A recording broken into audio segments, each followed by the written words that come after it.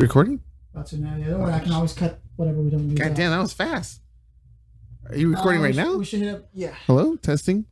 Oh shit, you're going. You're already going. Let's test. Let's get Joe to call. Hello, everybody. This is None of Your Business podcast. We're going real quick in this shock put, like a shotgun blast, like a one nut bust. One nut. Well, when you bust a nut, I think you do it one at a time. Do you? That's a good question. Do both testicles bust, or is it one that busts and then the other? I don't know. Hold on, we're getting ahead of ourselves. We are. I mean, you press record really quick. No, I know. So. Welcome to the show, ladies and gents, the None of Our Business podcast. We are your hosts, Cianan Duncan. Go ahead, Cianan. Tell them what time it is. This is also the Cianan Duncan podcast because I took over Joe's spot. That's right.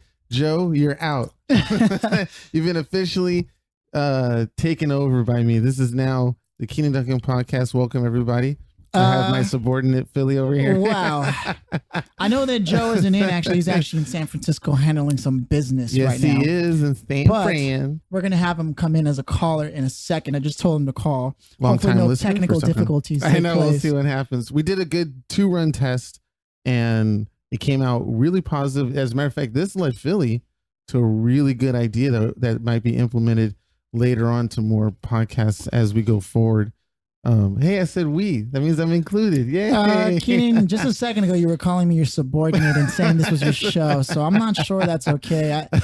I'm still kind of hurt by it. You are? But I'm going to rub the tip real quick. Oh, there it is. That's all I needed.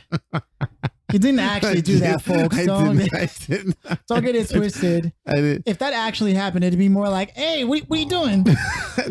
hey.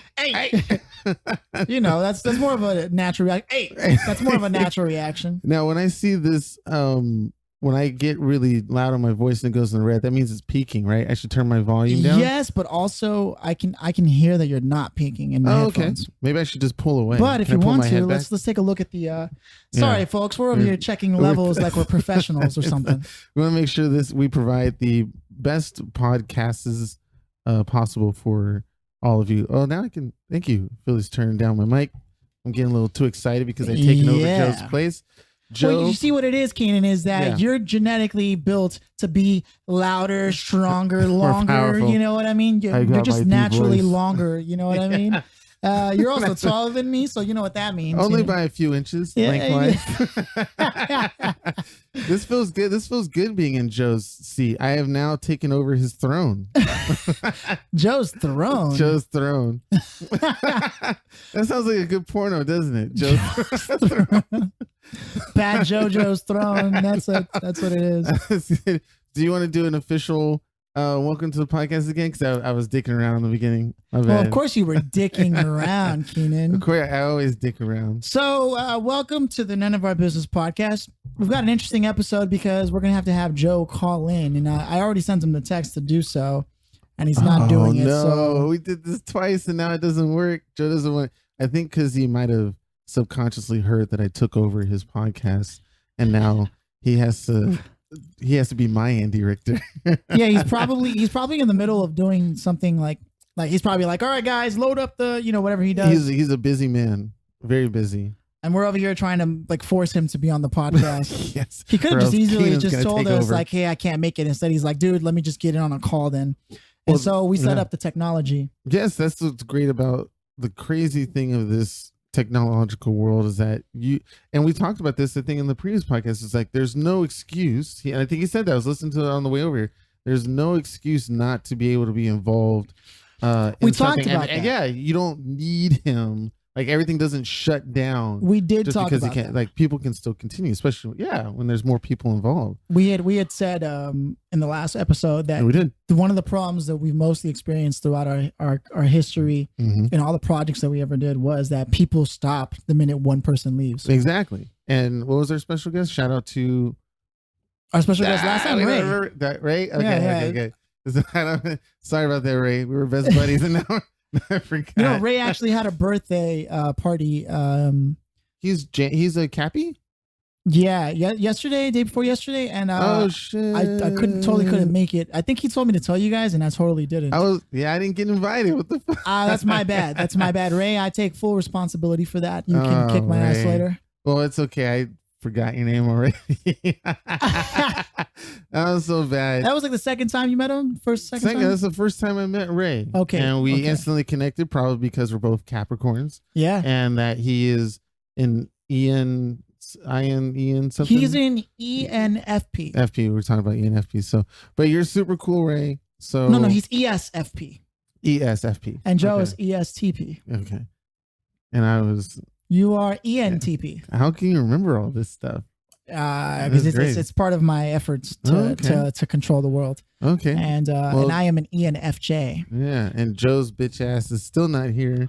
Yeah. He even wrote back. He's like, dope, and didn't even. And then he's like, oh, good, you're doing it. Great. So I guess we're just gonna have to wait till he'll pop up on there with the minute he calls in. Okay. So we'll just go without him. So today we're retro gaming. Yes, this is gonna be super awesome. I think you pushed pause on the controller. I did. Did I sit on it? I can't see. Okay, there we go. Did you? Yes. No. No. Okay. I didn't press pause. Let me. Maybe is your controller on? Am I pressing? Yeah. Okay. So maybe I have to click on the screen. That's what it is. Okay. One sec. Philly's gonna have to step away for a little bit. This means I have full control of the podcast. Oh, there we go. Nice back. Never mind. Forget what I said. I'm back. Guess who's back? Back in black. And he is wearing all black. Yeah. So we're playing. We switched controllers. Good. Well, I just used the power again. God damn it. So when we first got this game up and running, we we're testing out the controls and what the buttons do, and we both wasted our like superpower, ultimate. What do you call it? Our superpower. Yeah, so you only get like a few. We're currently playing Sega Genesis. The game is called Streets of Rage. God damn! You just did the exact same thing. And in this game, one of the buttons allowed you to call in for backup from the police car that would then like drop. I think they were predicting the future because these guys have like military grade weaponry. And we're just some street cops. And we're in all this 80s fashion, 90s clothes. It's crazy how they thought that the dystopian future, which was... It's clearly in New York. Yeah. Anything past 2005 was like total destruction. Everybody kills each other. We're all at war. It's just incest everywhere. Just flying dicks, all just going crazy. And flying dicks. What game are you playing? I don't see the same thing, Keenan. You're playing. You know what? What? Hold on. Let me just make sure because I told Joe that we're on, but he was like, "Dope." Maybe he's listening to us right now. Maybe we're live, ladies and gentlemen. We are live at the None of Our Business podcast. We also would like to thank everybody who's listening and contributing to the show. We all really appreciate any and all feedback. There was a lot of dope feedback. Even though I cannot handle feedback that well, as Joe knows, and he'll probably get a good laugh at that. That I am not susceptible to any kind of criticism, which is weird. And I guess that maybe go for all artists. And that's a good segue to my first question about criticism as an artist. I mean, Philly, how well do you handle the things that you do? I want to be able to say it doesn't bother me at all, but I think I'd be lying if I said that what somebody says to me about my work doesn't affect the way I think about it. Yeah. I think that's for everybody, right? Everybody absolutely. To some degree will go, oh, is that what you think about what I do and how I do it? And then they might think about the time it takes to make it and whatever things you have to sacrifice to get it done and stuff like that. There's something to be said about somebody who can turn the outside world off and basically, what's the word? How do people say it? Yo, I fuck with me if nobody fucks with me. Yeah. You know? Oh, thanks, Keenan. Look at Keenan being generous with the are you talking about masturbation? Is that what you're talking about? I fucks with me all the time. Well, usually in the morning. Egoism in some way is technically masturbation. Masturbation of the mind. Egotism, I should say. Okay.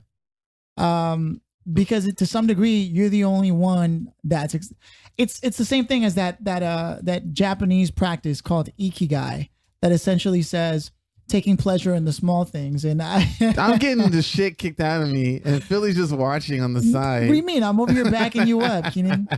And so I've actually got something interesting that I wanted to bring up. Okay, about criticism. Retro gaming. You know, we're playing a Sega Genesis game right now, right? Yes, we're playing. Well, it was called Streets of Rage. Streets of Rage. Also, the same style as Final Fury or Final Fight.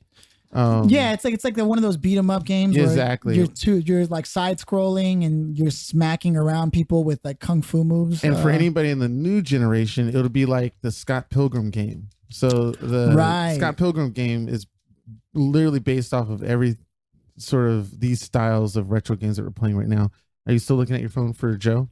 Yeah, he said he's going to call in a little bit. So. Oh, hey. So ladies and gentlemen, we're going to eventually have our first time caller, Joe El Guapo. Did you see his email signature? Is that why you say that? No, because he said that in the first podcast or the third podcast. I think it was is that what it was? Yeah. One day I got an email from Joe, and his email signature is El Guapo. I know, and we were just talking about his ego in the in the Myers-Briggs stuff, saying that he doesn't have that.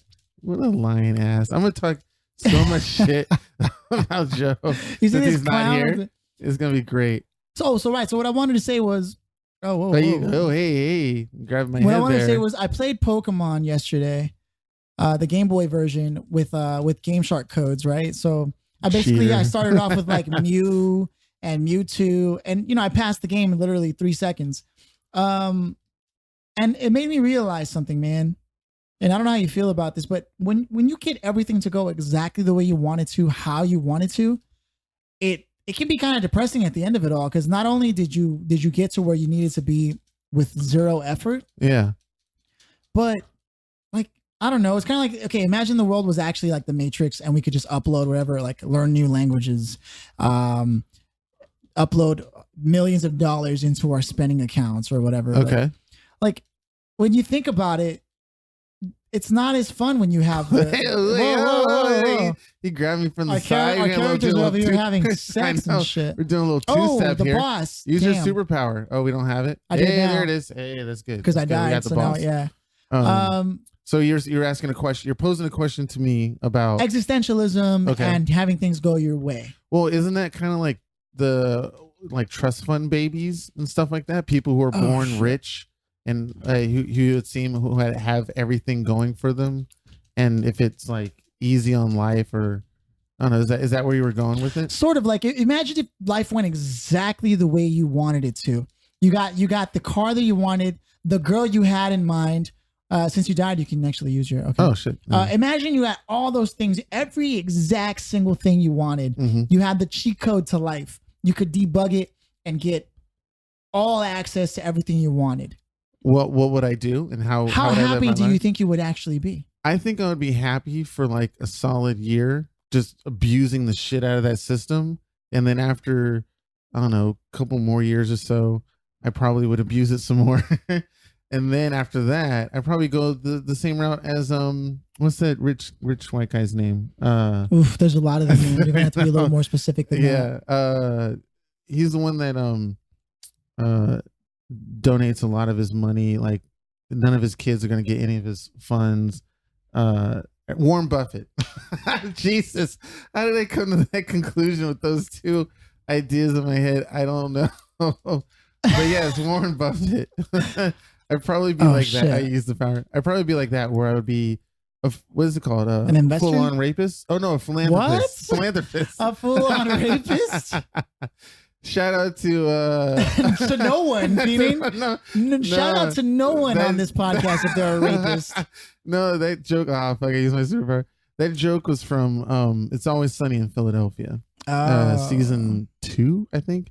The character Charlie was trying to impress a girl, and he was saying that he wants to be a philanthropist, but it came out accidentally said he wants to be a full-on rapist. That had to be an interesting conversation. I can't believe It's Always Sunny. Well, I can't believe because it's a great show, but it's just crazy how that show is on its like 13th season or something. No, it's not really. Yes, it's even more popular than Friends. Yeah, I guess so. I mean, I don't know what the.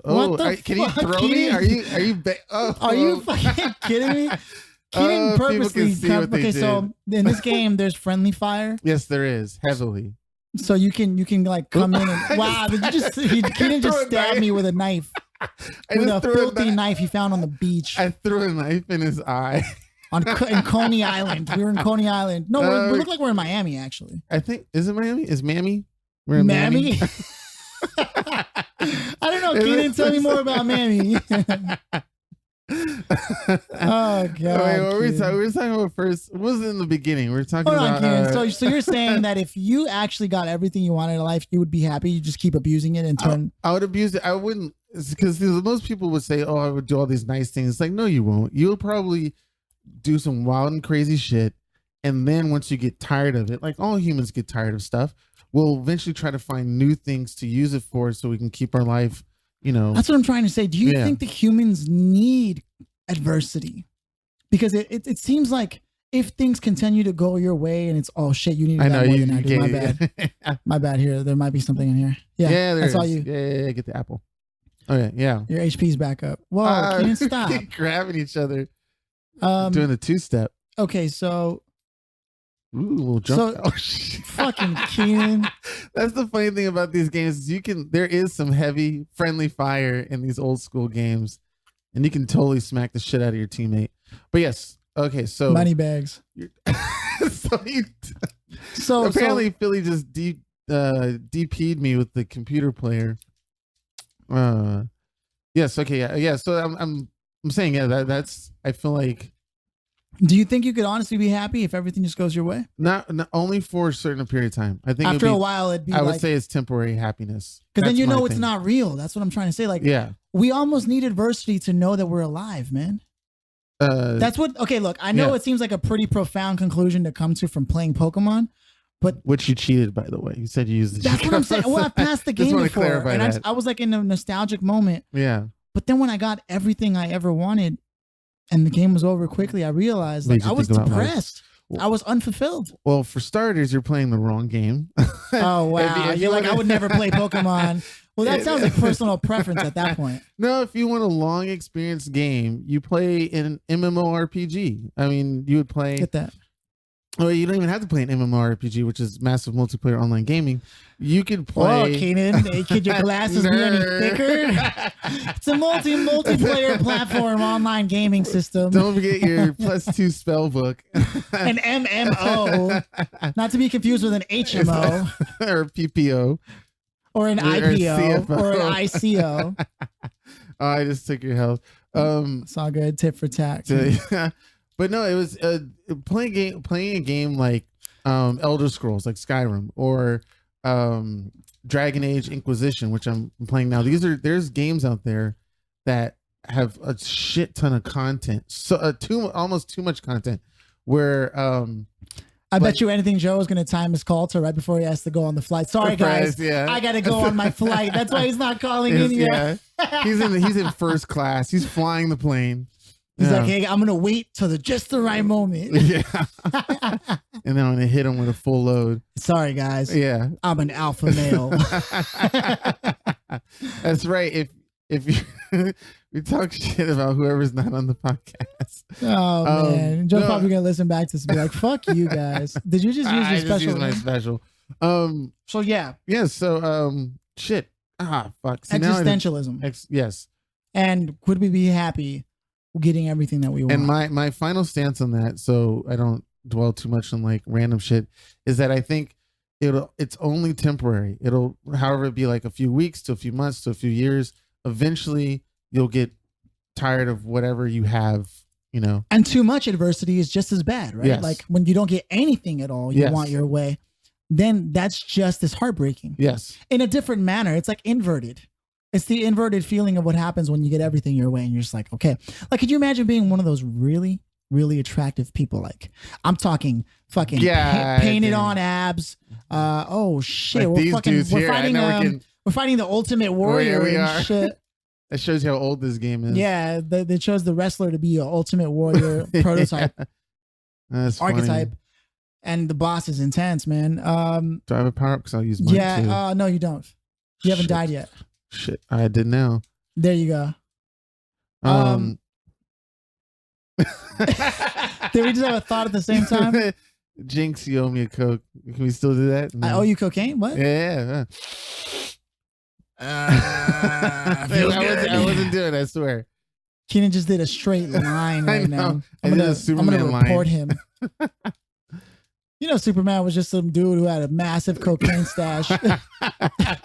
Clark Kent. That's why he can move more so like fast. Clark Kent, am I right? Hey. Wait, what were we talking about? Existentialism, and my agreement that it was only temporary, and that adversity. Yes, and that it works the opposite way too. Right, and so that's saying, okay, right. So can you imagine being one of those really good-looking people, painted on abs, super attractive, and then people don't even like you for you; they like you because of the way you look. Like, right. I get that all the time. Oh God, I hate. And then, you laugh because you know it's not true. And the sad thing is that then we have jokes like, "Oh, you better grow your ass a personality because I know it ain't gonna be your looks that get you anywhere." Like, that's a real thing that people have said. And this is, I mean, I just chalk it up to most of the stuff that gets spoken on this podcast is that's all human. I feel like that's been going around since ancient Egypt and shit. I'm really you think there was some ugly ass motherfuckers back in the day going, you know what, kill all that good looking people. I think so. That life could be even. And that's and then they wrote the Bible. See, that's how that came to be. Wow. I've never heard something more blasphemous. I love it. None of our business. The Bible was written by ugly people who got no love. That's why they had the whole thing about marriage. You have to stay with one person and all that stuff. Because all the good looking people were in fucking orgies and shit. Yeah, and they wanted in, but they couldn't get in. It's like, you know, fuck it, I'm gonna write a book, and you all gonna have to follow it. I want to be loved. How History Began by Cianan Duncan. Whoa, Cianan, come on, Cianan, let me go. What the fuck? You made me use my special. Oh my God. Okay. All right, Joe, where are you, buddy?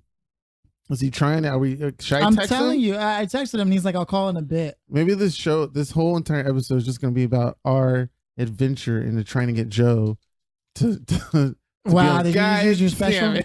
So Cianan, you and I both come from a time, and probably most of our listeners, but there will be some who didn't. Mm-hmm. People who used to go to Blockbuster to rent movies and games. Blockbuster. Dude. You were telling me about one time you rented a game and Shenmue, and I had to beat it quickly because I had to return it back to Blockbuster. Because you weren't about to just rent it again, right? No, it's a one. If the game was really good, you bought it. But if the game was like fun, you just tried to beat it in the time you had to. And I think it was like a week long, right? Was it a week or was it a few days? If it was a brand new game, it was a 3-day rental. Yeah, but then if it was like an old game, you had a whole full week, and you could rent the systems. I remember being able to rent a Super Nintendo because we couldn't afford. No shit, you could rent an entire system from Blockbuster? Because we didn't have a Sega Genesis, so we rented a Sega Genesis whenever we were good in our grades or something like that. Or no shit. Yeah. It was, I mean, nobody today will ever know. I mean, we've got Netflix and all kinds of streaming and fucking on your damn phone and shit.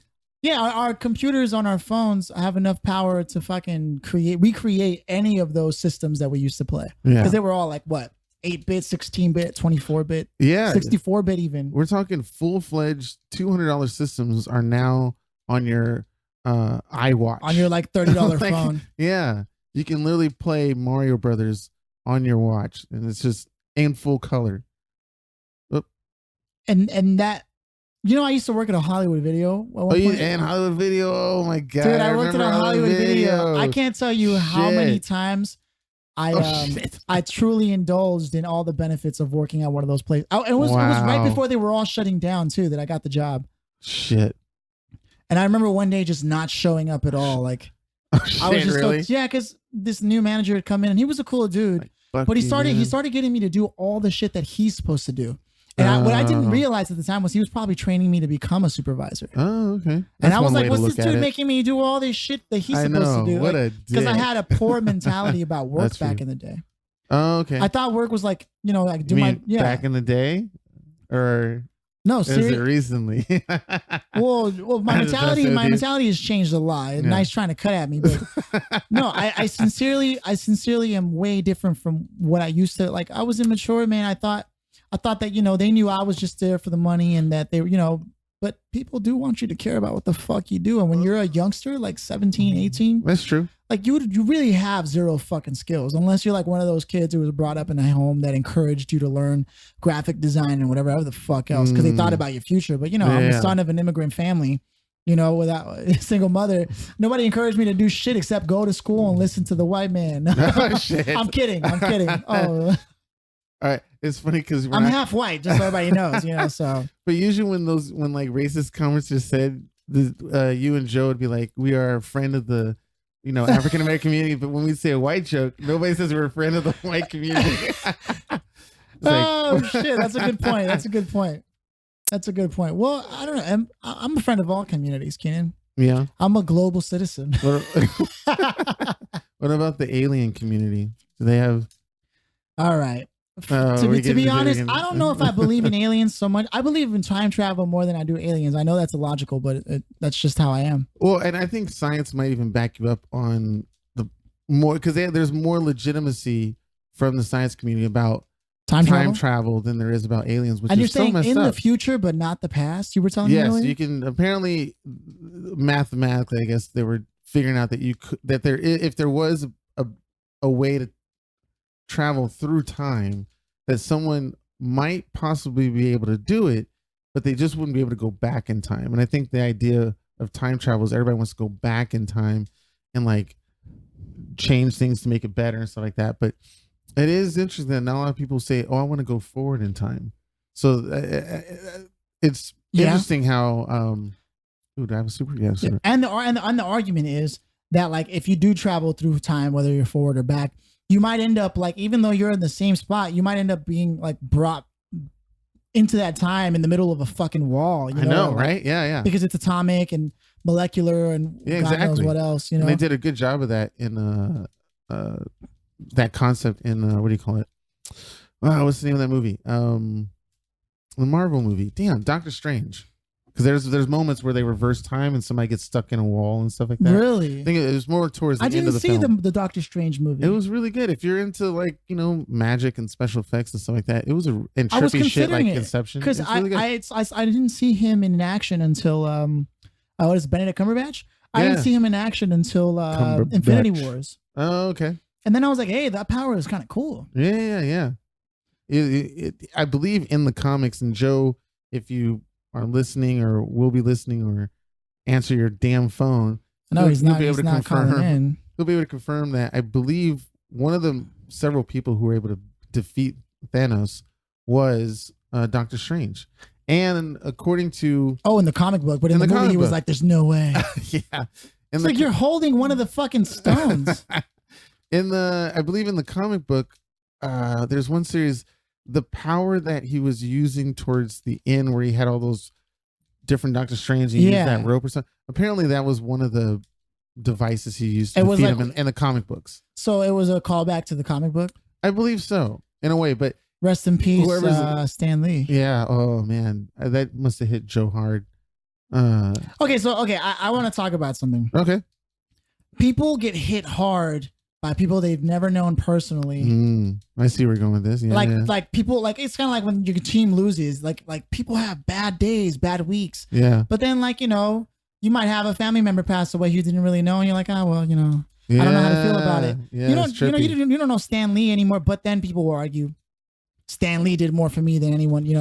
His through my childhood. Yeah, something you can look up to. A mentor. It's almost like a mentor that you don't get to meet, which is kind of weird. But it works. You get inspired by the things they say. Excuse me. The things they do. There's a lot of vents here. Does the control not work sometimes for you? Yeah, but sometimes I move to my thumb to the pad, to the stick. I'm not supposed to. Yeah, I'm supposed to use the pad. You can grab that one too. Yeah. Oh. Hey.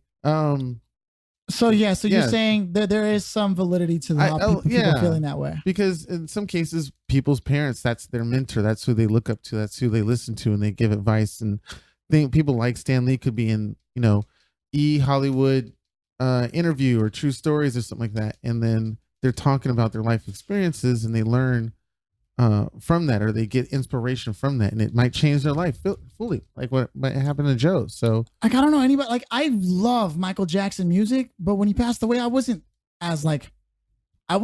maybe I'm just cold, maybe I'm a psychopath, a sociopath. I mean, no, I think I'm 100% agreeing with you, because there are times when I think about like that too, where I see on the news on my news feed that somebody passed away. And everybody's like in our thoughts and our prayers. Yeah. Like. And it's like that person didn't pay my taxes or help me out. You don't pay my taxes. Something like that.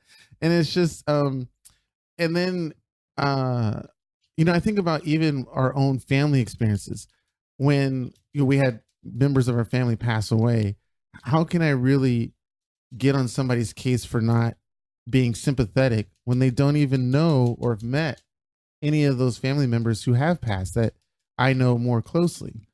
But people do get upset about that. It's like, hey, you should be sorry for me. You should be sympathetic for me. I lost a love, It's tough. It's human relationships are so fascinating to me because of that, for that very reason, that empathy isn't always easy because some people want empathy in a certain way. And you don't want to come off as a bad person, but there's some for not having a feeling about it. Yeah, there has to be some full logic. You mind if I tell you a quick story? Yeah. I was driving home from work one day, and this is on Gage. If anybody knows Los Angeles, I got off the 110 freeway in Gage because I used to live in that South Central area, and I was driving down Gage, and there's these people in the streets with signs, and I was like, oh, I wonder what happened. And I was like, I several things went in my head, and one of them was like, oh, somebody got killed by a rival gang or something like that, and they're looking for support or whatnot. And they had and another one was like, oh, somebody got shot by the police or something like that. Very common things. And the lady was two people were in the street blocking traffic on like a Wednesday or Tuesday with these signs of the person who died that was a family member of theirs, asking people for money. And okay, this is where I had a real problem and a real deep thought about like a value challenge. Yeah, right? like my personal values. Yeah, because the crazy thing was, here's what went through my head. I had a father who passed away a long time ago, and here I was thinking, like, none of these people who want my money and my support weren't in the streets with their signs of a picture of my dad going, hey, give this family some money, right? GoFundMe or whatever. Yeah, right? yeah, they didn't do that. And I know a lot of people have family members who have died who nobody in their neighborhood ever knew or supported, anything like that.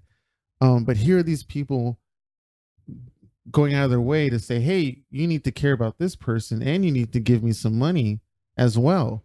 And if you don't, you're a bad person. Right. And that's what happened when they literally walked up to my door, and I did my hand wave. The same thing that everybody does to homeless people. You're like, exactly. It's like, I'm just trying to go home. I just got off of work. I'm tired. All this stuff going on in my head. Dude, you don't know. I'm sorry. Yeah. Yeah. And and then as I waved my hand, the lady yelled at me and cursed at me. And then the other two people that were out there as well with signs were cursing at me as well as I drove away. Yeah.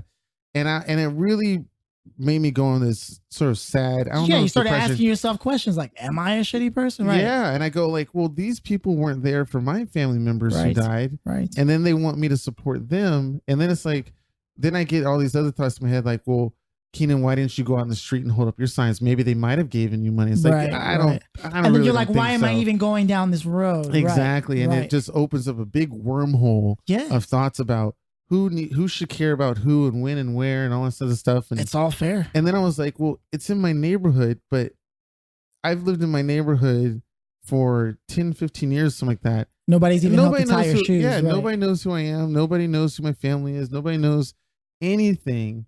And then yet they want me. It was just so weird that in my head I was like, how can I handle this sort of situation? It's kind of like Method Man said in the song, what's that one song? What's that? I didn't hear you. Shut the fuck up. Come on a little louder. Yeah. In Together Now. Yeah, he said something about murder rates tremendous, crime is endless, won't feel me till it's your blood. Like, like it's true. Okay. It's self-righteousness on their behalf. Like, they shouldn't expect it. Yeah. If you do it, good for you.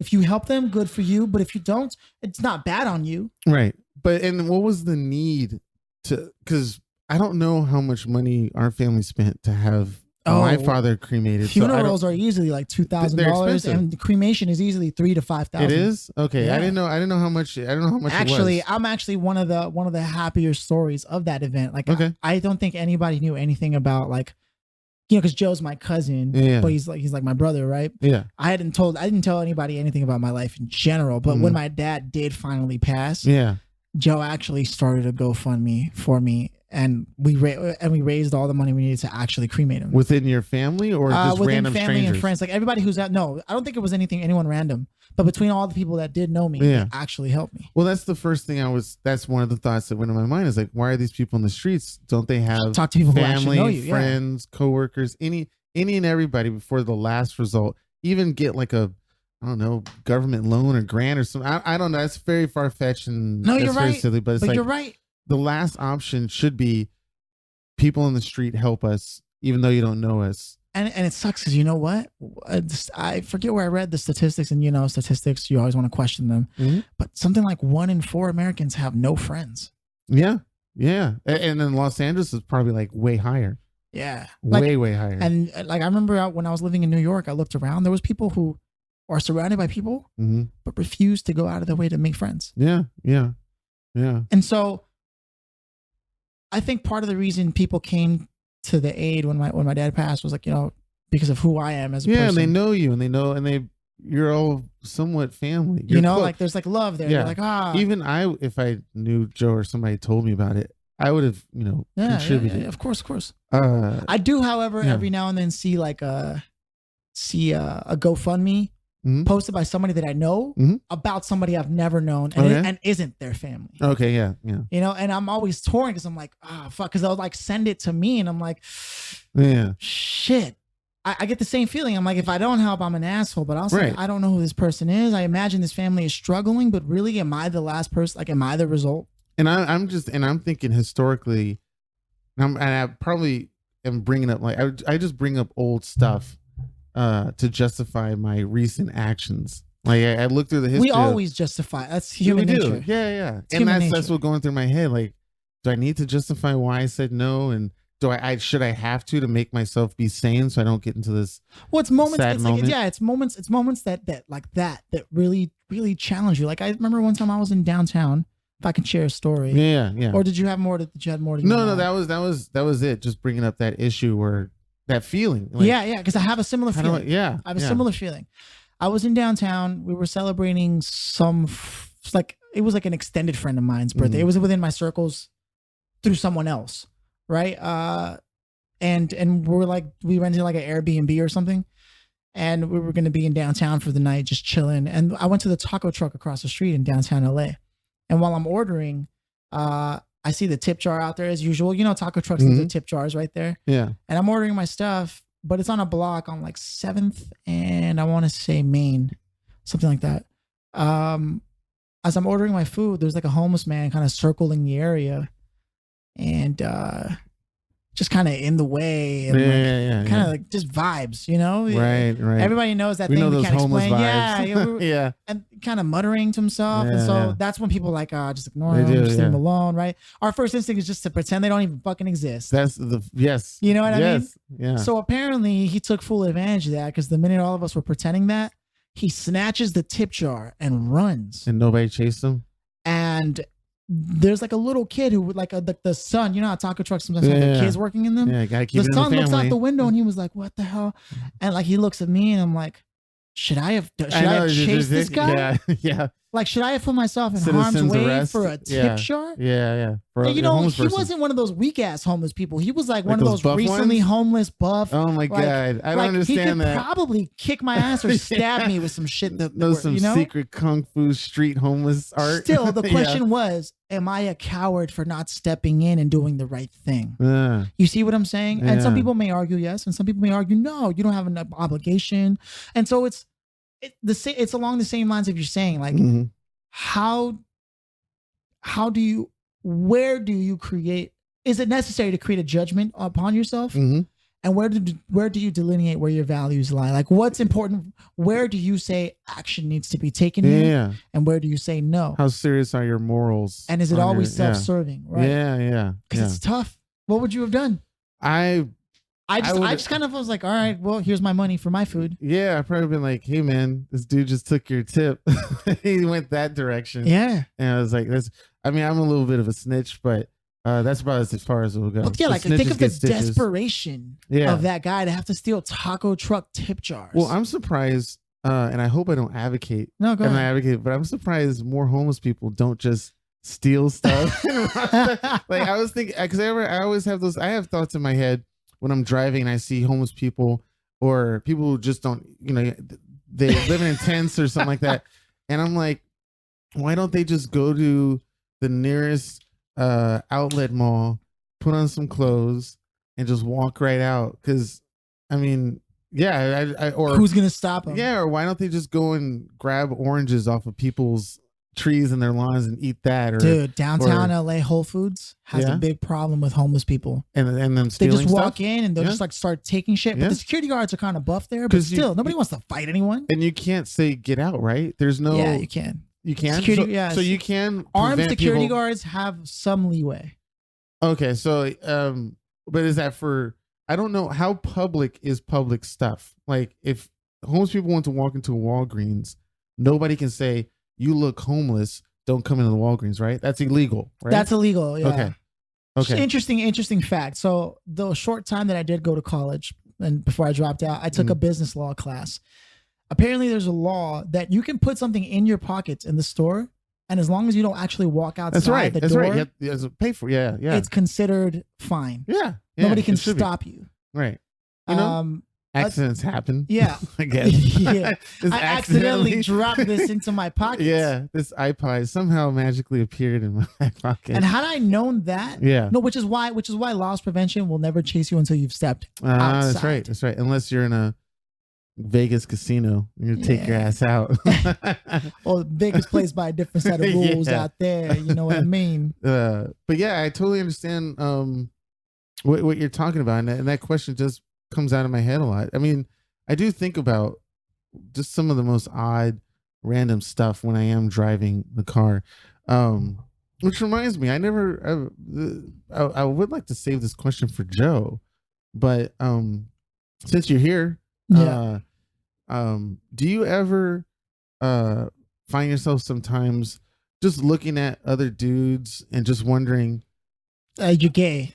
No, I'm kidding. I'm just you just have that curiosity, like, I wonder how he shaves his balls, I wonder how his, not so much how your pubes look like, I'm but gonna tell you, kid, if you're entertaining the thought of what other men's genitalia is like, and, I don't know. I'm not like looking at their junk and licking my lips or anything like that.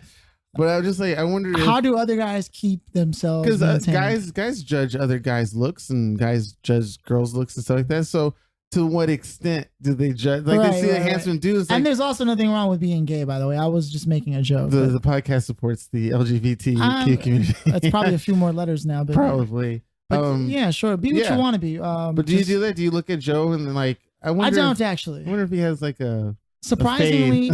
I'm one of those people that doesn't actually think too much about the whole sexual experience unless it's something that's a possibility in my realm, like in my immediate environment. Otherwise, I'm focused on like, morality and values and philosophy and whatever client work I have. No, I don't think I'd ever be the same if you ever showed me your stuff. I don't think I could ever be the same man. You know what I mean? Yeah.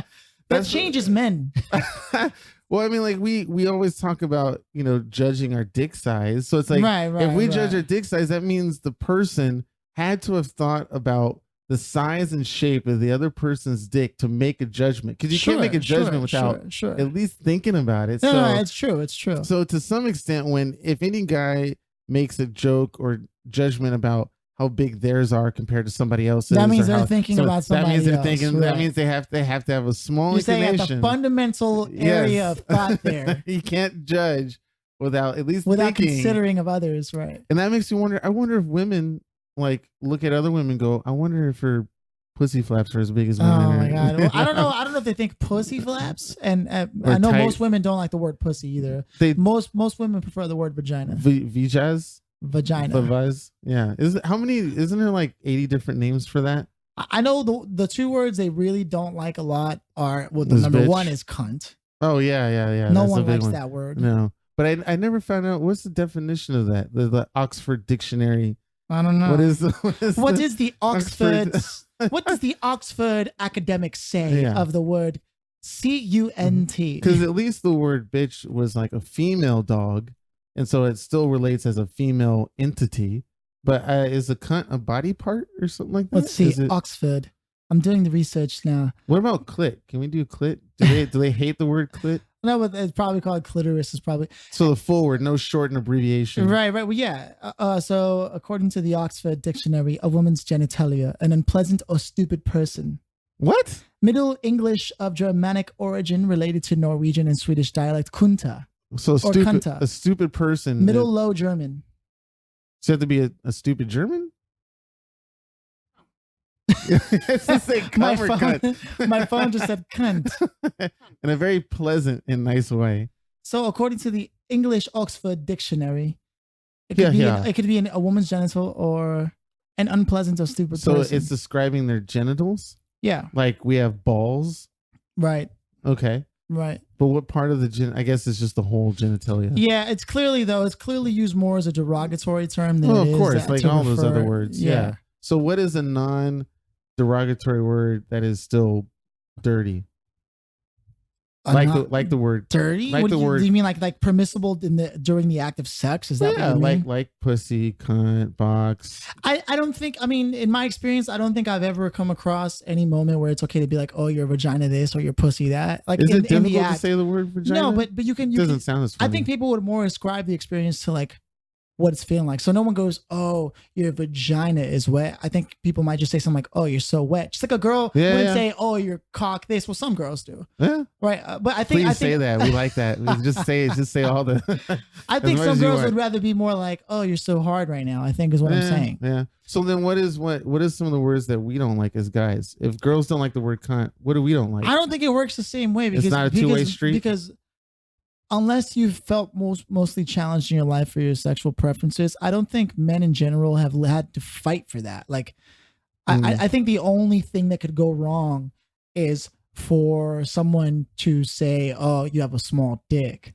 Yeah, I think that's about the only Achilles heel for men in that realm. Because of the way society has been constructed. You know what I mean?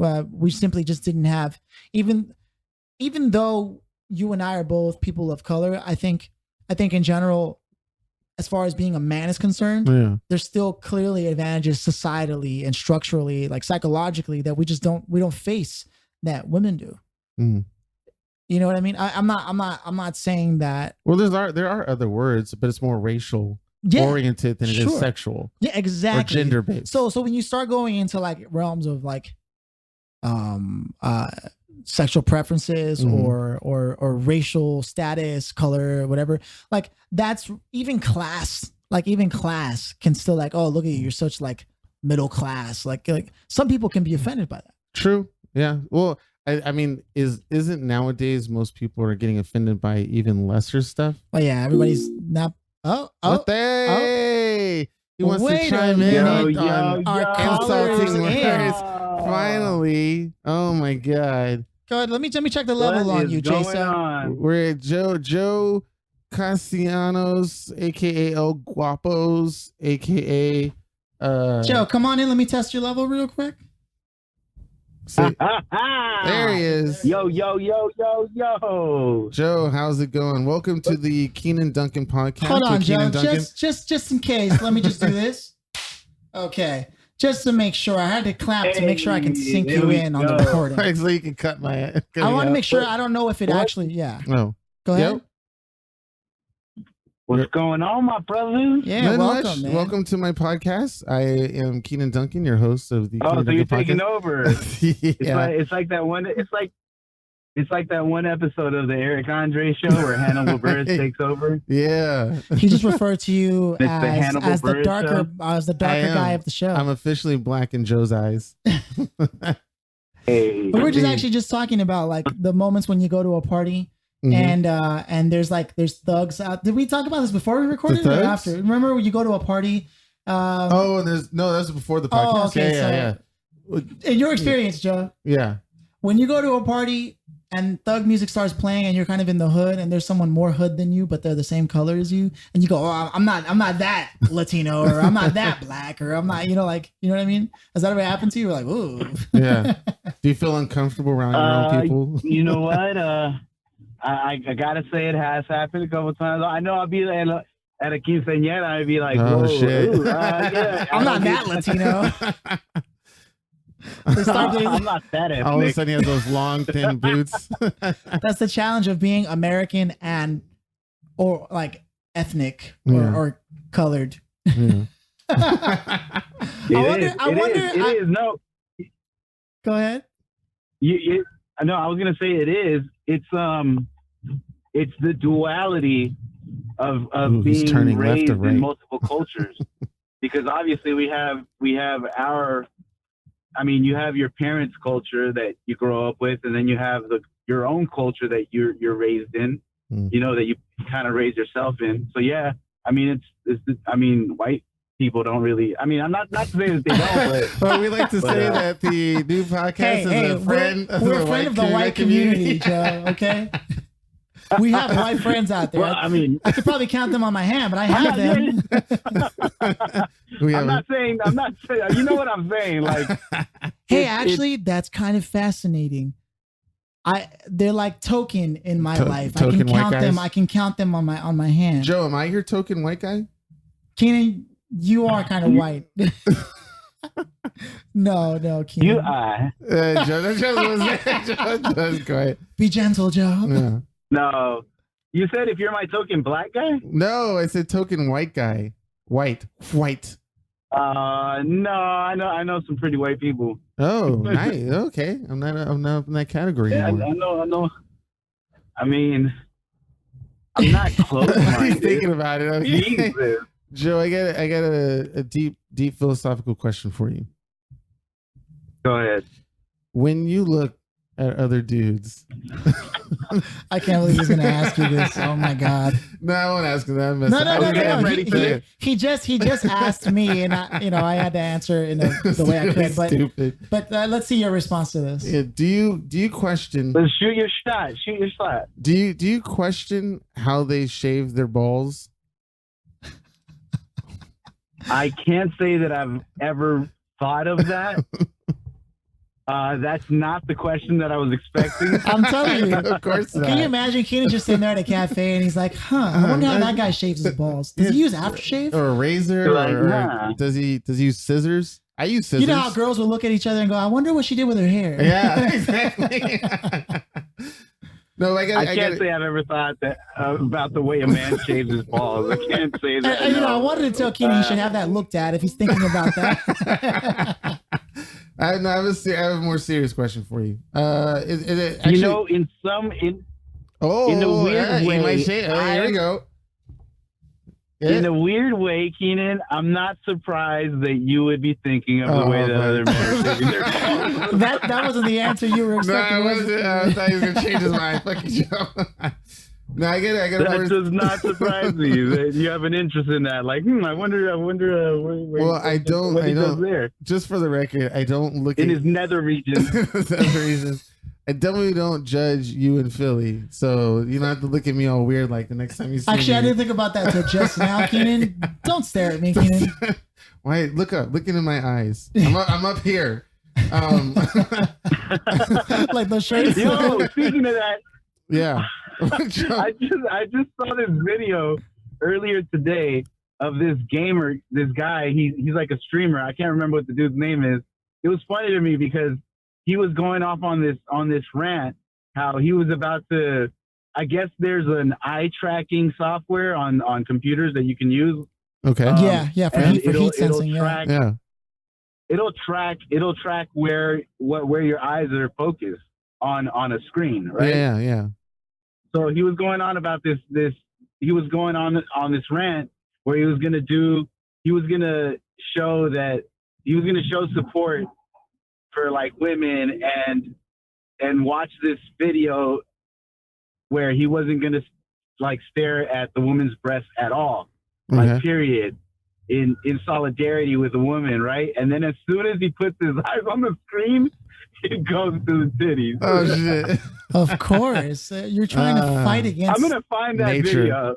I'm gonna find that video and send it to you guys because it was hilarious. It was like less than a second, wasn't it? It was like 0.23 seconds.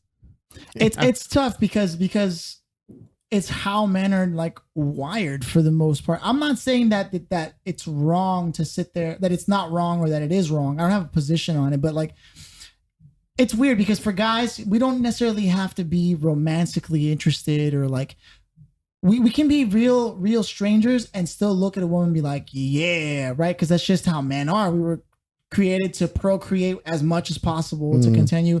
Whereas I do notice that although women are equally nasty and always thinking about it too, I do think there's a degree of like interest and attraction and personal relationship development that it has to take place before a woman can sit there and ogle a guy. You know what I mean?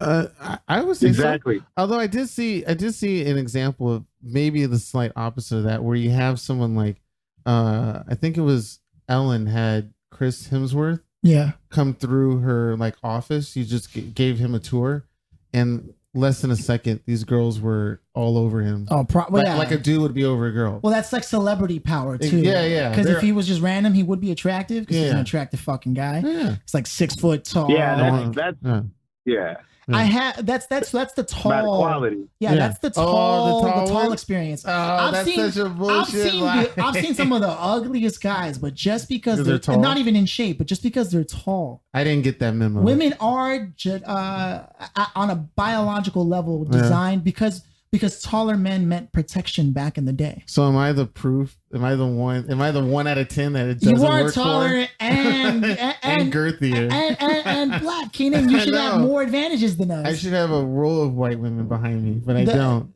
You know what's funny is the way men can see women a mile away, and like we can tell, like, okay, she's got an ass, she's got titties, whatever. Women can see a man a mile away and understand what his character is like.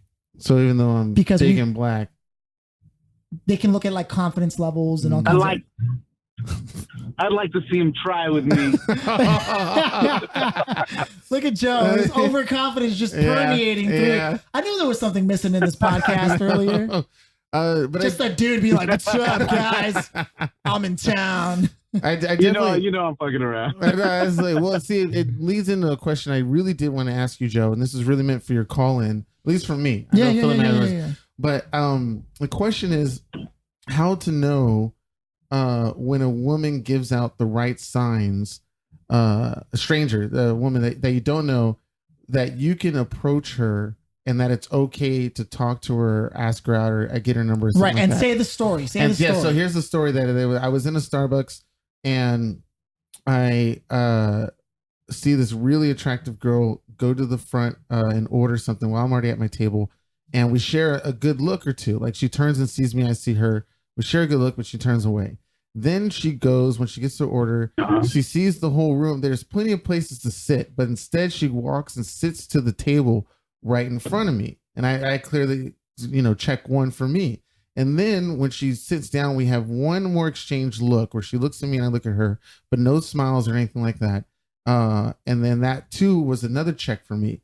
But as soon as she sat down, she put on her earphones, opened up her book, and she never took her focus off the book or shifted her weight or anything like that. So I felt that was like an X. So I had 2 check marks and an X. And I wasn't sure what to do at that moment because I had stopped. I thought if I got one more check mark or one more confirmation or one more shift, look up from her book and see me or something like that, and we smile, I could then approach. But I don't know, and I didn't know. So I'd like to know what you would do. And honestly, that's probably the best thing you could have done. To me, it's the vibes. Okay. You just got to feel the vibe. And then the other thing, that I've kind of taken is you got to let her do it. I've never, unless there was an outright like show of them wanting me to approach. I've always just allowed the woman to approach me. Okay. Only because I don't want to be disrespectful to her. Right. I don't want to, I'm not that guy. There are a lot of dudes out there. Yeah. Go ahead. Hold on, guys. I'm pulling into the Enterprise because I'm returning my vehicle. Oh, you're doing important things? Joe is on a quest right now. He's questing. You get an achievement once you return your car and like some gold coins. So that means you're going to go into the office and tell them, hey, I'm returning the car? That's right. No, but you guys can charge me. Okay? He's doing it right now. It's like, this podcast was important. Oh, wow. He hung up on us. Okay. Okay. And you know what's crazy is that sound effect is being recorded. Oh, it is? It's great.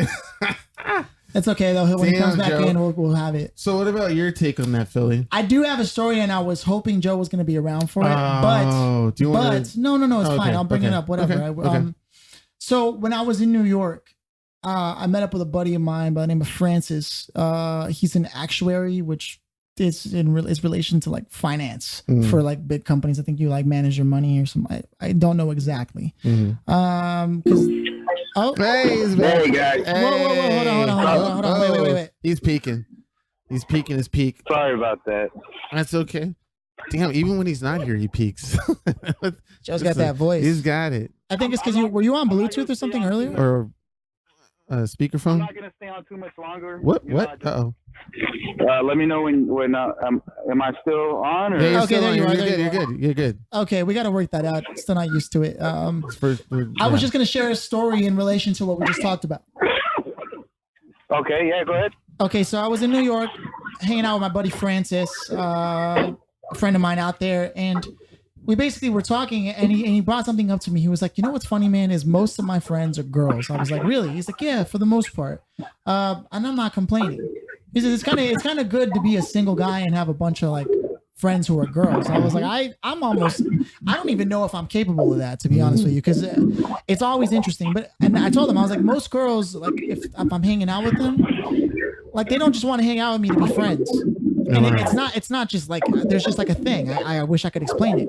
You mean like they want to have a relationship, or so I don't know what, but I'm just not that guy. Okay. What I will say though is what? Joe, that's good. Sounds kind of Joe, you're something's going on. Are you stationary? Are you mobile? Honestly, to me, like it is tough. It is tough to have female friends, but the ones that you are able to have as friends, I think you have to lay down the ground rules without allowing them to assume anything. You don't want them to assume that there's an opportunity for them to, and vice versa. I think it's very important for a woman to state the ground rules as far as friendship is concerned, because then a guy thinks he's just friend zoned and that he has an opportunity. Yeah. But if it's stated, between the two, there's no room for error. I agree with that. And go ahead. I'm sorry. And if for whatever reason it does happen, just because of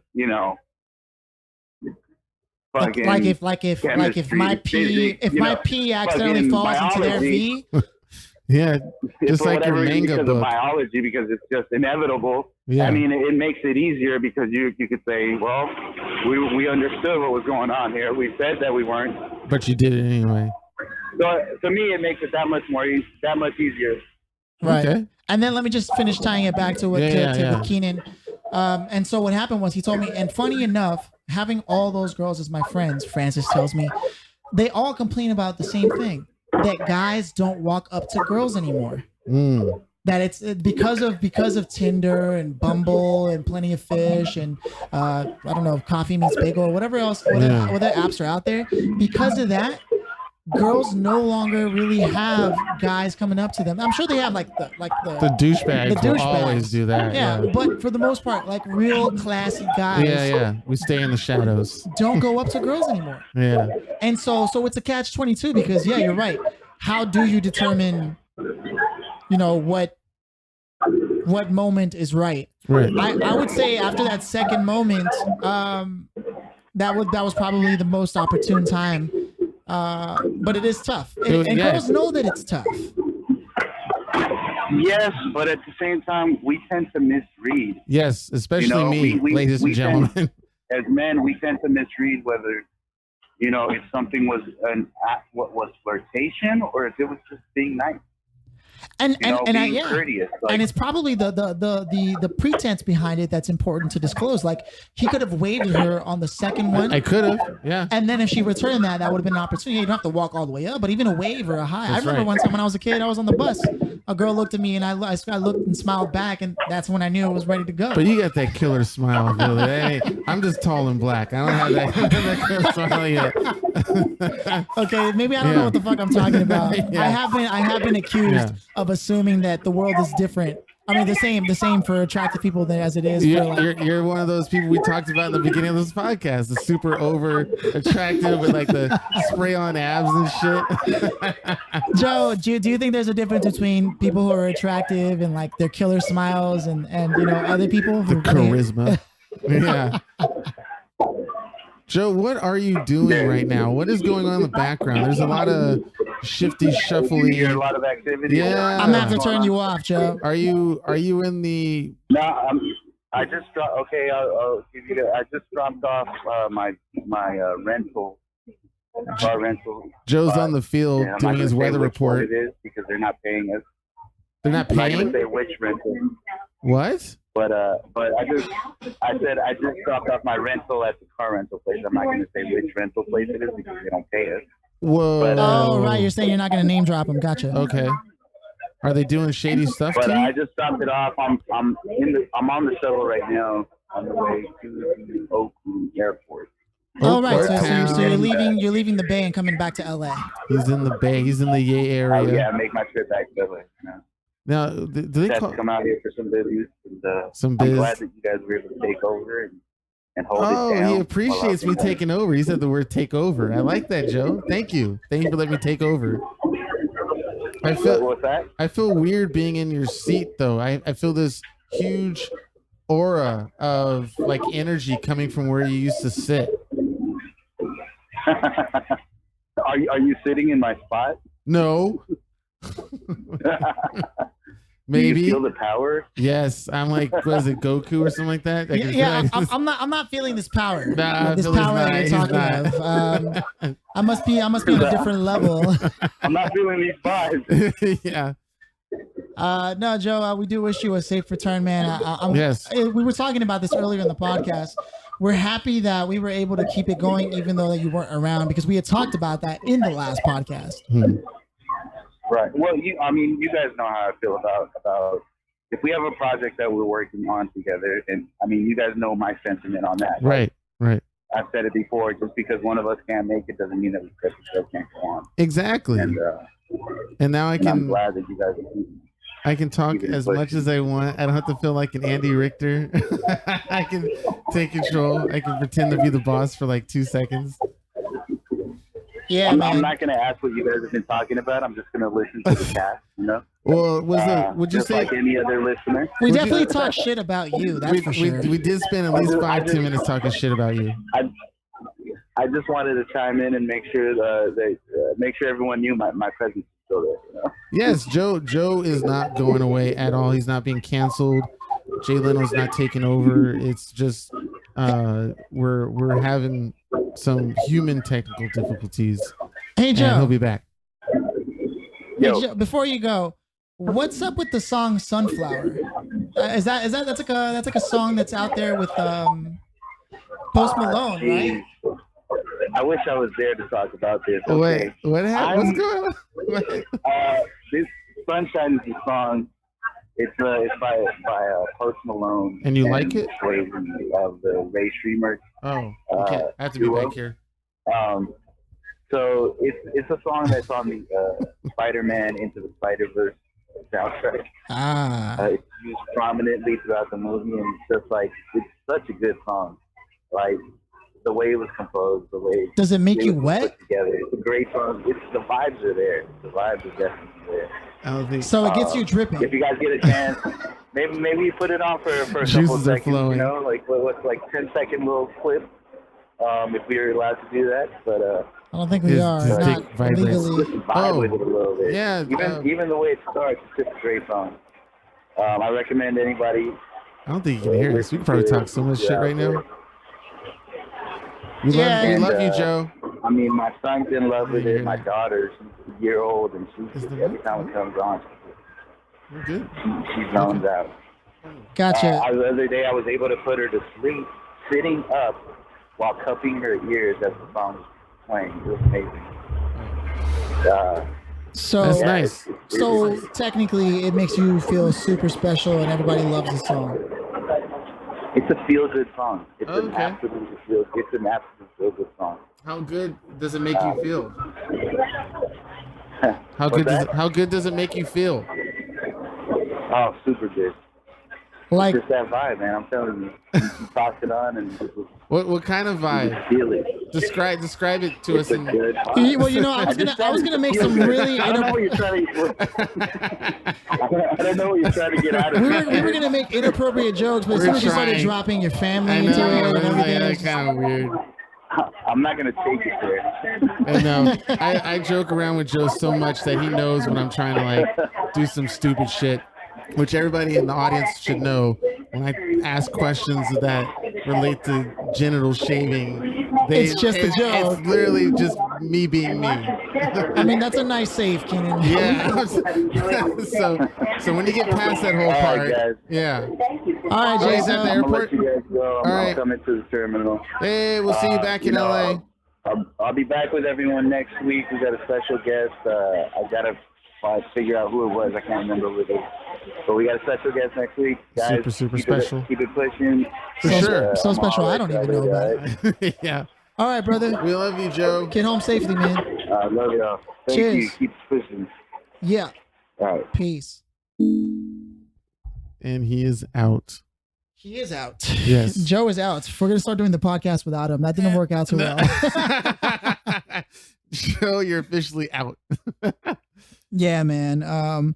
Yeah, so your take on the matter, it seems at least both your takes on the matter, and this is sort of an issue that I've dealt with for many years, where it's sort of the understanding the signals. Yeah, it's the label of the nice guy. I agree with Joe. Like, we can't go around assuming a girl's interested in us. Right. And vice versa, or some of the lines where if you just give a wink and a smile, that can't be it. That can't be there has to be more than just something beyond subtle. You know what I mean? I also think the problem with that today is that the intention is being assumed by both parties. I mean, I think so. Like, for every girl to be out there and assuming that every guy wants to sleep with them, like, come on, maybe no, but like maybe she's just reading an interesting book, and you're like, hey, you know what? I read that before. Yeah. What do you think of it? Or you still have the old school headphones. I've tried using the Apple Pods and it's not working. Like, you just want to get to know someone, person to person. Yeah. I think it's totally possible to look at someone, regardless whether they're the opposite sex or not, and say, that person looks interesting to me. I want to go say hi. Think of the most charismatic people that you like walk into a cafe, and the first thing they do is they let everybody know the order that they're taking, and they're like, yeah, they're really loud. That may be the best way to socially engineer yourself into a position where you can strike up a conversation by being the person who lights the room up. Can I give you another scenario that might be a little bit helpful? Yeah, because it happens to me all the time. Well, it literally just happened to me just now. I just went down the street to get some coffee, and there was another really attractive lady, but she did look kind of young, so I wasn't sure, on the phone. Are you legal, baby? Was that an R. Kelly song? No. Okay. It should be. No, it's she was on the phone and talking, but we shared at least 4 or 5 looks, and I know I turned around and she turned around and saw me. That's already too many looks, Cianan. Well, I didn't say an amount. I just said... You said 4 or 5 looks. I did? Yeah. Damn. Go on. You told us the truth, Cianan. I did. No, it was just you needed more signals? I guess so. For me, it was like, it's scary. For me, yeah, it was just like, because there's more than just the fear of rejection. Because in my mind, the thought is, the moment I approach and say something, I sound like, hey, I want to put my dick in you. Give me your number. Which might be true, but maybe that's the issue.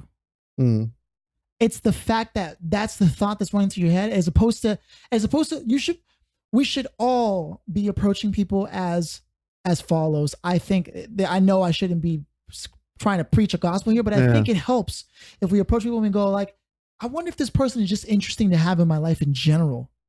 Mm-hmm. And I don't know that at first looks. Right. I mean, she's just on the phone. She looks like she's working, or because she has like paint on her arms and overalls and stuff. And this truck is one of those artsy loading people, in. Right, Well, there's a truck there loading in stuff. So I don't know if she's helping loading in. And that I could ask questions, but it's like I first have to walk up to her, interrupt her call, and then somehow get her number. Okay, I don't know. So you see, so I think therein, okay, I understand that there might be some time constraints. Like, let's say you're walking down the street and you see somebody and you really want to get to know them, and it's based off attraction. If it really is based off that way, I think honesty is the best policy, right? And you'll know if they gave you a few looks, you walk up and you say, "Wow, you know, I'm not sure what you're like every other day. For whatever reason, today I happen to think you're the most beautiful thing I've seen all day," right? That's just it. Don't have an expectation of them. They might just say, "Oh, thank you, I have a boyfriend," whatever. But the point is, you got your objective across. You know, if you walk up to me like, "Hi, I hope that if by me telling you that you're beautiful, you'll want to sleep with me," that's a different thing. Yeah. So I think it's the expectation and the honesty that needs to be there. You need to manage your expectation and realize that nobody's just going to sleep with you like on a porno. Like, "Excuse me, did you order this coffee?" Well, yes, I did. Yeah, you know what I mean? Yeah, it's not going to go there. But if you want to establish contact and say, "Wow, if I come back, will you still be here so that I could be friends with you?" Just in general, because I think people misconstrue attraction for what's. Have I ever told you the story of the accountant and the flamenco guitarist? Ooh, it sounds super familiar, and I want to say yes, but I guess for these purposes, and then whoever's listening, by all means, let me know. You think I should share it? Because it's really relevant. It's really relevant to like it's only meant for me or something. No, it's relevant for your situation. I think others might benefit. I mean, maybe the people who listen to this have no problem like I do, but there might be somebody out there. All right, I've never actually had this recorded, so it's going to be fascinating. Oh, really? Yeah. This is all something I only do when I'm like talking to people hanging out. Oh. So I've never done this on a recorded anything. Do you think we should? No, it's fine. It's fine. Hey, well, you're here first time here. Anybody who listened for an hour and 16 minutes deserves it. Deserves to be rewarded with this. Okay. Here we go. So keep in mind that this is related to attraction. Okay. So there's this accountant, let's call her Mary. Okay, Mary. And her day is the same for the last 3 years. She shows up at the office, she gets down with the get down, crunches the numbers, and goes on. And one day, her coworkers are all kind of looking at her in the distance at the cubicle and going, "Shit, you know what? Let's invite her out. Hey, Mary, you want to come out to the drink night with us?" And she looks around like, "Mary, like, who, me?" "Yeah, you, Mary." She's like, "Yeah, sure." She's like blown away because clearly she doesn't have a social life.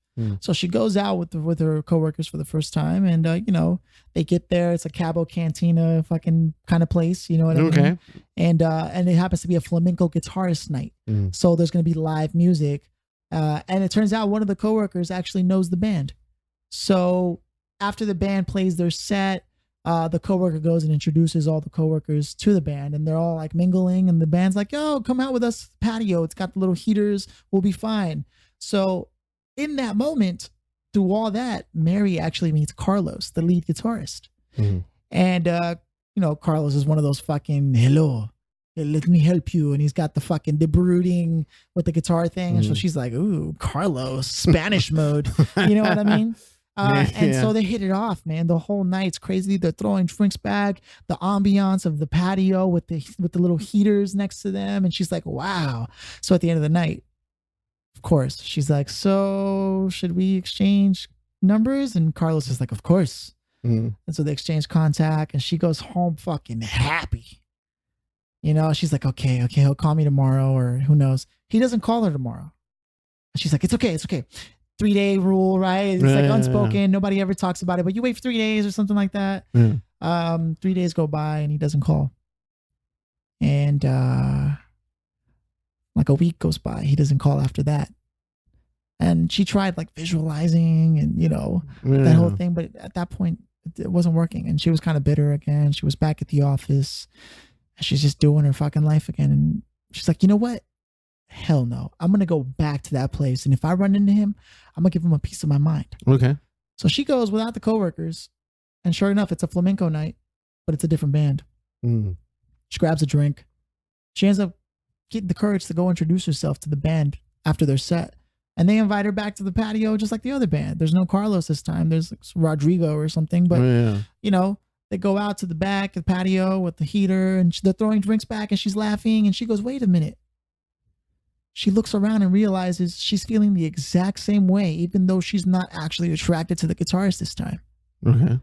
And she begins to realize that maybe, just maybe, she misplaced her attraction for what Carlos symbolized. And often in life, what we're attracted to isn't the people, but what they represent, whether that's confidence, whether that's beauty. You know, I wish I was beautiful, like you name it. So often we misplace our attraction to things in life. We may not be attracted to the Elon Musk career, but maybe we like space. Who knows? But it's important that we keep that in mind when we're out there looking for things. And that's what I wanted to relate to. Like, now granted, yeah, she was attractive. And what was my real purpose? Why do I? Because we don't know that ourselves that well. We constantly think that we know ourselves, but we really don't know ourselves as well as we think we do. And the rule number one in my life is always know thyself. It's been important since the time of the Greeks. So I wouldn't really have approached or spoken to any of these women in these scenarios unless I knew my real purpose. And I would have done it if I was like, this is my purpose. And the minute that you know yourself, other things start to happen by themselves, man. You'll be in circles, and because you know who you are, knowing who you are is step one. The minute that you know who you are and where you're going, everything else starts to take care of itself. I want to say I might maybe be there. I think, and you could be, but only you can answer that. Yeah. And when you know who you are, then you know the type of people you want around you. And the only way for us to signal to others what we stand for, what we represent, is by being vocal and communicating. And if we're like, look at that styling, respect that. Look at that pair of shoes, or look at them glasses, look at that haircut. You appreciate beauty in that sense. Or you see the book that she's reading. Like, if the opportunity isn't clear, based on anything other than just the looks, then maybe it is just carnal. And if it is just carnal, then it may be easier at a bar, because all you have to do then is buy them a drink. I think I would agree with that, because there are times where it's a little bit, the situation that presents itself is a lot easier in the right environment. Again, this one was at a Starbucks. This one that I just mentioned recently was, in front of a coffee shop where they're doing something already. And then that kind of, I guess, leads into a question I've always asked. And I think I might have mentioned it to you and Joe before, but like, when is a good time or opportunity to ask someone out when they're working? So, or while they're being active in something that they're clearly busy, and are only being nice and kind because that's their customer service responsibilities. But love can happen anywhere. Yeah, and there's plenty of times where you see somebody working at a Kentucky Fried Chicken or a Popeyes, and you're like, "Damn, you're fine as hell," and then you're like, "Nah, I can't." I've been like, I understand. You want to respect, and it's like, would I want somebody while I'm working? So it depends on the chemistry. Yeah. So let's take this. I don't know about Popeyes or KFC, but let's take this cafe incident for example. Well, I did do that at a Burger King. I did ask somebody out in my car while they're in the drive-thru window. I was like, "Fuck it, I have to do it." I spoke to Danny about this. Danny encouraged me. Thank you, Danny. He encouraged me to do it. And the next day, I asked her out. Shout out to Danny. And she was like, "No." So you've got to be able to understand the chemistry taking place. So let's say, for example, what happened at the cafe. If you're going back and forth and you really feel a connection, it's not just you going, "Wow, I like her," but you feel that it's going back and forth. You go, "Hey, I know you're at work, and this is probably, I could be out of line or misinterpreting anything, but I'm having a get together with friends. Would you like to come to that?" That's different as opposed to, "Hey, I know this is out of line and I'm probably misreading this, but would you like to come over back to my place sometime? Like, or would you like to? Isn't that a little strong? Right. Okay, Or would you like to go get coffee sometime? Yeah. So I think the coffee line maybe played out too. I think it has to. Like it's cliche. Yeah, but inviting someone to go meet your friends is different because now you want them to be a part of your life. Okay. Yeah. As opposed to just meeting for coffee. It's a hit or miss. But if you invite someone to meet your friends and be part of your life, that's different. Or you have a friend that just skips all that and hooks you up. Anyway, right. And think about that. Yeah. When you introduced me to the girl I'm seeing, I was at a place in my life where I wasn't even looking for any of that anymore. I was focused on who I was becoming and what I was doing. And then that happened naturally. That happened because they said something that caused you to think of something and then do that. And would you say it was the right environment? Like saying me and the person at the bar and being able to do it there than rather than right. Starbucks. It was a social. It was a social interaction where the pretense is you're supposed to be social. Exactly. Yes. Whereas at a bar, but like I said, I believe love can happen anywhere, or whatever amounts to your definition of love. I did have a moment, and I fantasized too much about the way I would like to meet somebody, but there has been some of those cheesy moments where they're called meet cutes. Yeah, meet cutes. Where I'm bowling, and then I don't even look to reach for my bowling ball, and then I place my hand on her hand while she's on the same bowling ball, and we look at each other. That actually did happen to me, but I was like in junior high or something like that. Yeah. But everybody behind was like, "Oh, yeah." Because if you're like 30 and you're still going bowling by yourself and hoping to find love, what are you trying to say, Philly? Nothing. I mean, I don't know. As I cry on my pillow tonight next to my bowling ball. Well, it's tough, man. Because that's why online dating has become so popular, because it is getting harder to understand social signals and why social is that? safety. Whose fault is that? Is that our fault for not understanding? Because we didn't have those dating stuff. Well, let's say it's partly per 90. men's fault, because there are assholes out there who have clearly picked up on girls at their place of work only to treat them like shit afterwards. And write books about it. Yeah. Yeah. Whereas it's tough being a nice guy in general. Also, I'll tell you why. Because if a guy is really, really, really nice, it can be interpreted as manipulation. Yeah. Oh, manipulation? Because I thought you just meant like flirting. It can be interpreted as manipulation, because why is the guy being so nice to me? Well, when most guys are assholes. Isn't the conception that because they want to get laid? Isn't that the right? So it's like you're only being nice to get laid. Right. Which, if that was really true, I would have been getting laid for so long, so many times. The thing is, because you're being so nice, the interpretation is, wow, he clearly only wants to get laid, and then cut off. And that's why my argument, and I could be wrong. My argument is that's why most women will go out with an asshole, because at the very least, the asshole is showing a side that isn't necessarily socially acceptable. And so she goes, well, if that's the worst of him, I can make him better. Maybe, because at least there's some honesty there. But with a nice guy, you don't know it's hidden. You don't know what you're getting into. So you've got to find that delicate balance between what you stand for and what you won't allow, and then be able to communicate that in that instant. The most important thing you could do is communicate yourself in a way where the women can have a lot of information available to her to make her decision. But if you're just some nice stranger, nice guy, and that's that, it is going to be kind of hard for her to create an evaluation that actually makes sense for her future. In general, and that's where online and that's the problem comes in, and that's where online dating. You got photos, Instagram. You can see shit, and we can still technically lie. They can build a case as to why they probably should go with you, as opposed to he said hi to me once at a cafe. However, if the attraction really is that strong, don't second guess your instinct. If you're going to be wrong, be strong. And I think that's why I reached out to that lady who works at the store by my old work that I mentioned in episode 3, the Latin girl where I got that encouragement. So waiting a long time can also be like a thing. Like I read somewhere that people know within seconds whether or not they'd sleep with you. Yeah, I know that too. What was it, like 7 seconds? A woman something can know like that, you know. And the thing is, why is that?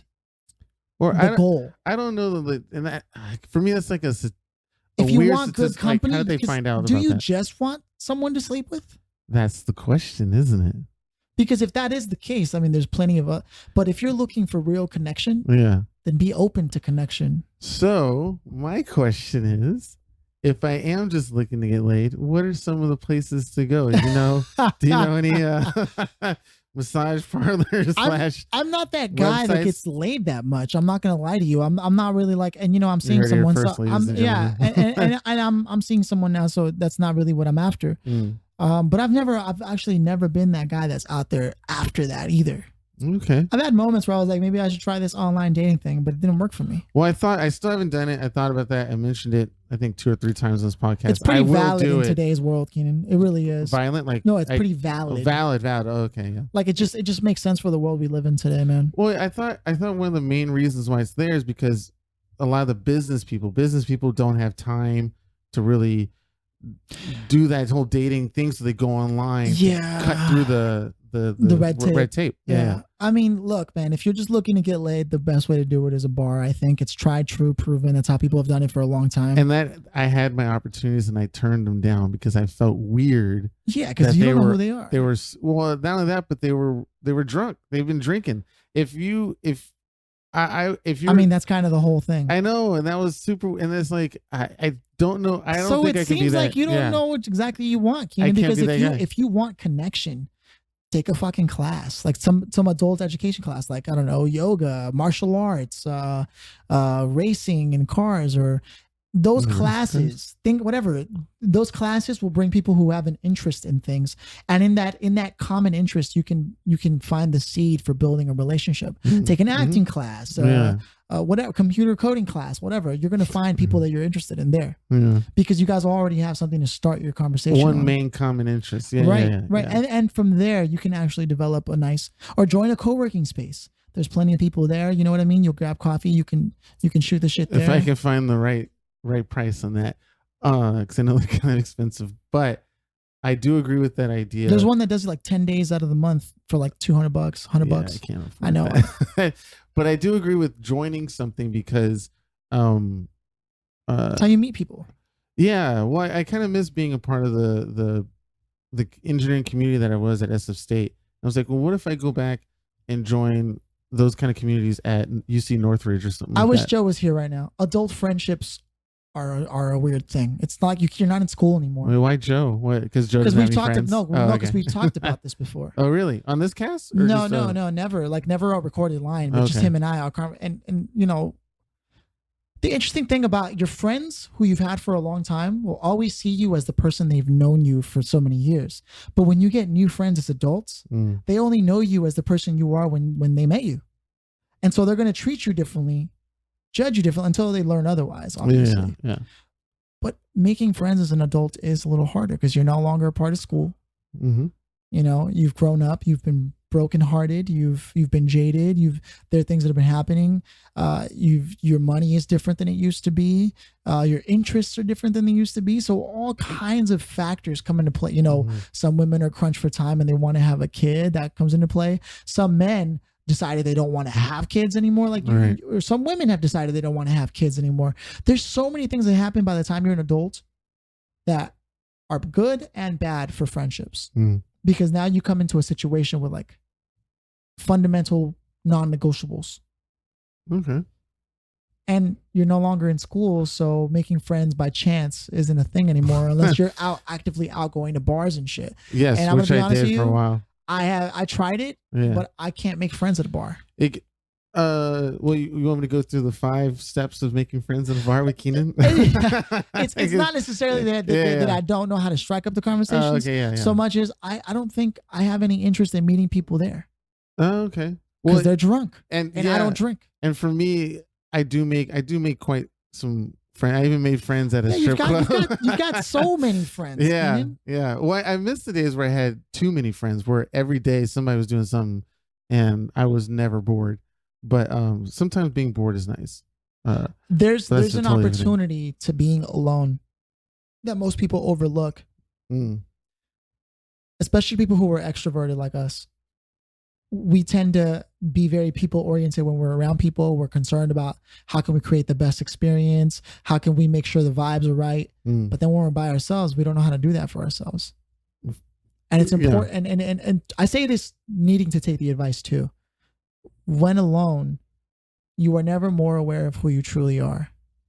What do you do when you're alone? Do you think? Do you meditate? So that's why people go into Netflix, video games. Yeah. To take their mind off of it.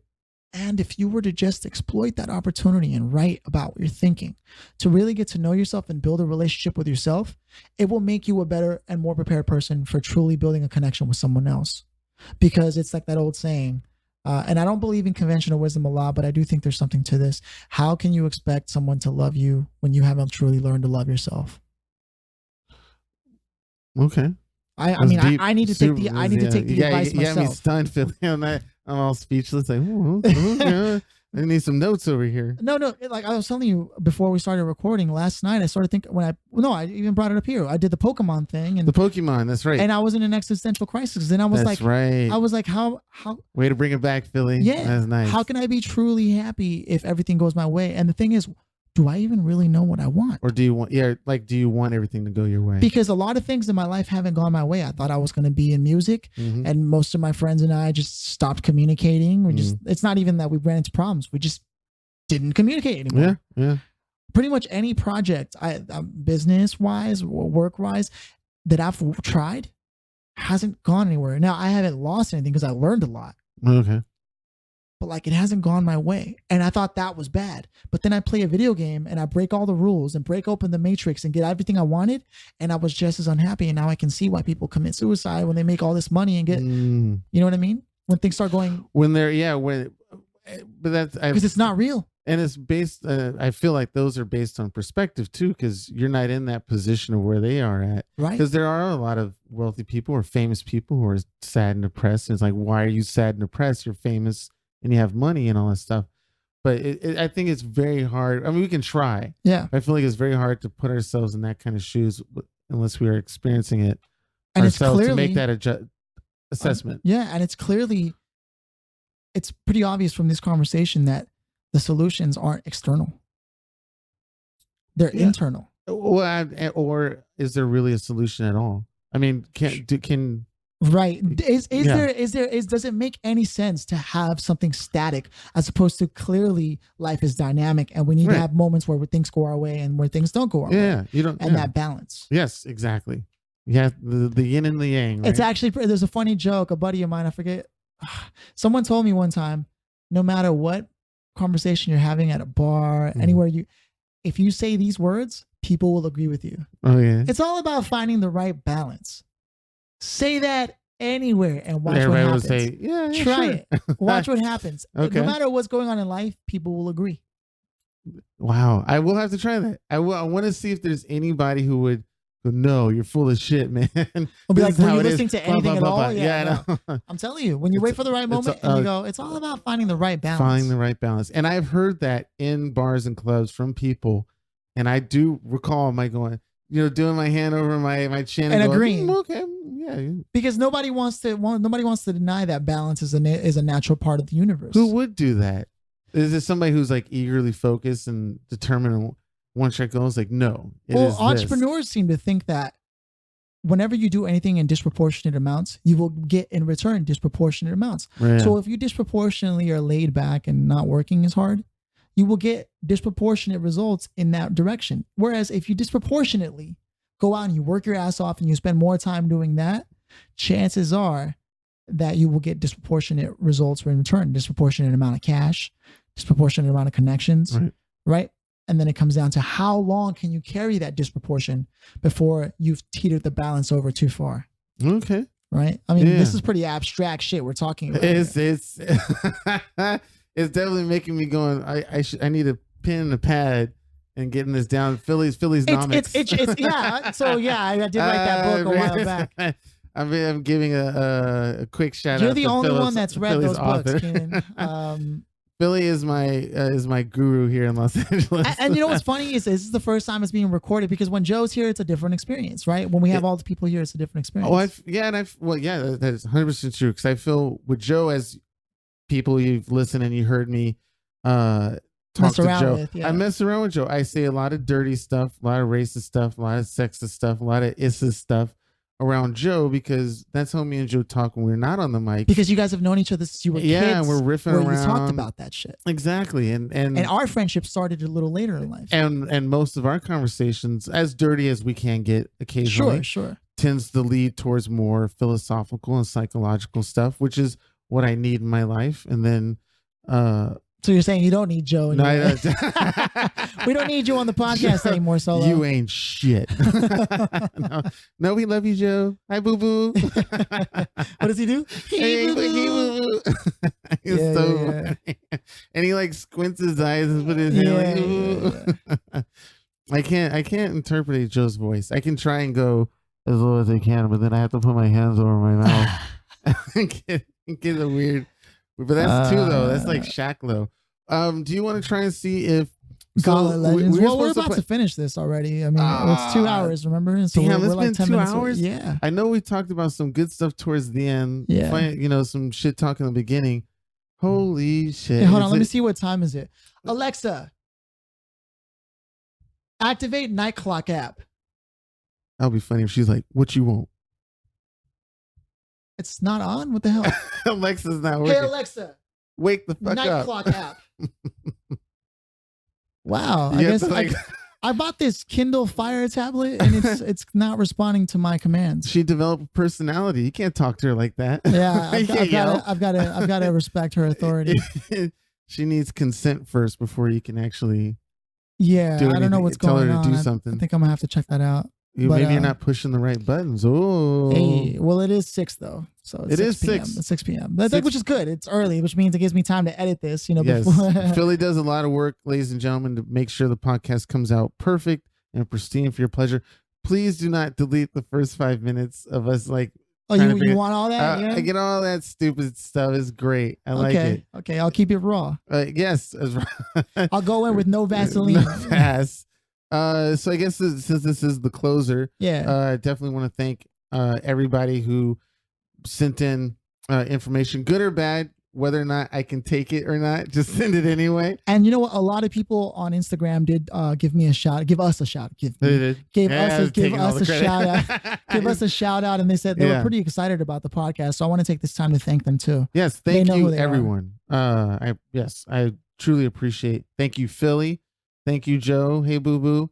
And was the last thing is the the soapbox. Yeah. You have something you want to say, Cianan? I did, and sadly I wrote all the stuff I wanted to talk about in the car, but I'll leave it with something as the usual dirty Cianan that I am.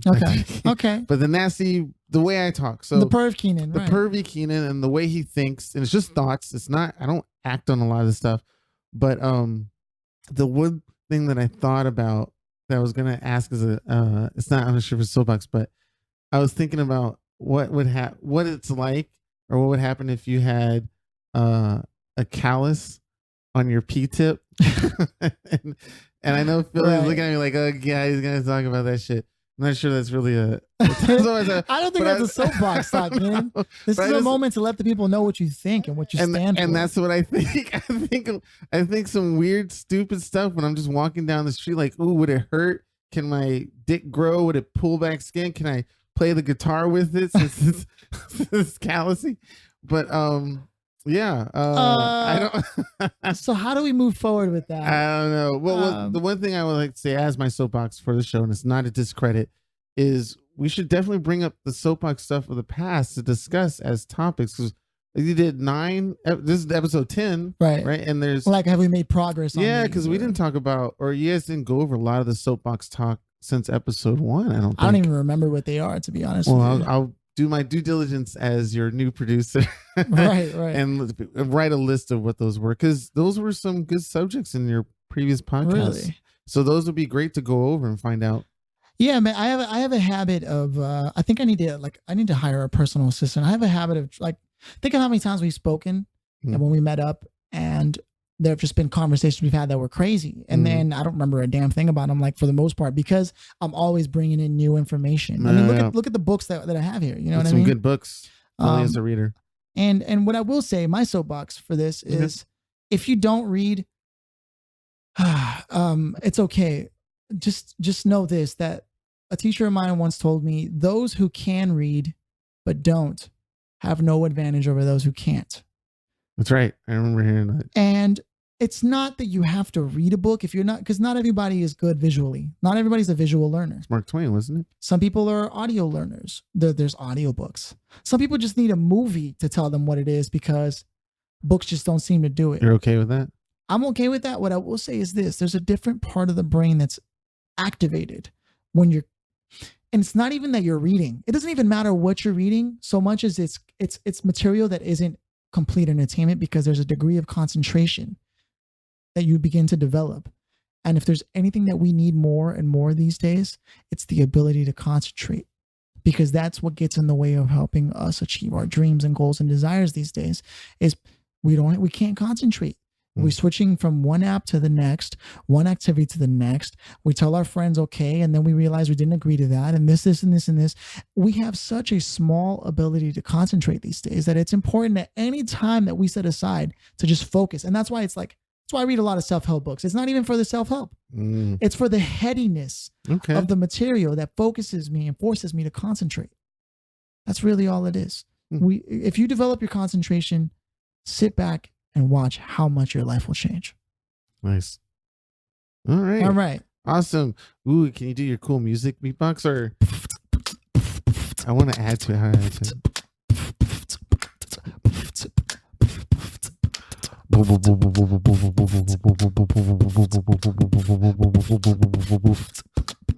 You got excited. You're like, oh God, it's working. I was like, I don't know what I'm doing. You know, you're being a synth bass. I'm trying. I was like getting my voice low since episode 3, and I've been practicing my throat exercises. I can help you with that, Cianan. And on that note, and I have callus on my P-tip. On that note, we're out, ladies and gents. I hope all goes well. Hey.